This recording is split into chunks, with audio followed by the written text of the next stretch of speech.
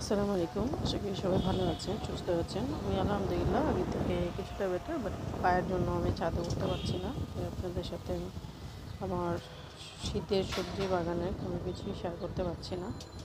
তো ভাবলাম যে এই বারান্দায় একটু কষ্ট করে হেঁটে যাই, আপনাদের সাথে একটু ছোট্ট আপডেট শেয়ার করি।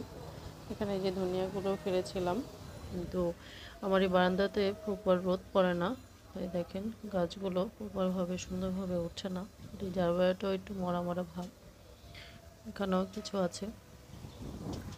আর এখানে আমার এই যে জারবেরা গাছ থেকে দেখেন কলি বের হচ্ছে, এটা থেকে একটা বের হয়েছে।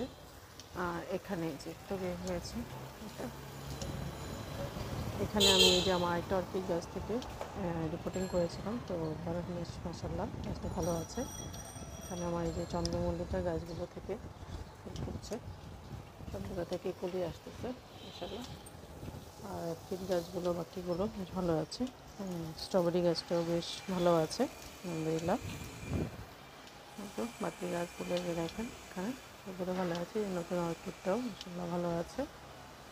এখানে আমার এই যে পুদিনা আর সরিষার গুঁড়ো খোল দিয়েছিলাম, দেখেন পুদিনা গাছটা মাশাআল্লাহ অনেক বেশ ঝাঁকালো হয়ে গেছে। আমি যেহেতু পুদিনা পছন্দ করি না, কিন্তু তারপরও শখে বসে লাগিয়ে রেখেছি, ভালো লাগে। তো আমার পাটা ঠিক হলে আমি অর্কিডগুলো সবগুলো আবার রিপোর্টিং করবো, বড় বড় সেটে দেবো, যাতে গাছগুলো সুন্দর থাকে, ভালো থাকে।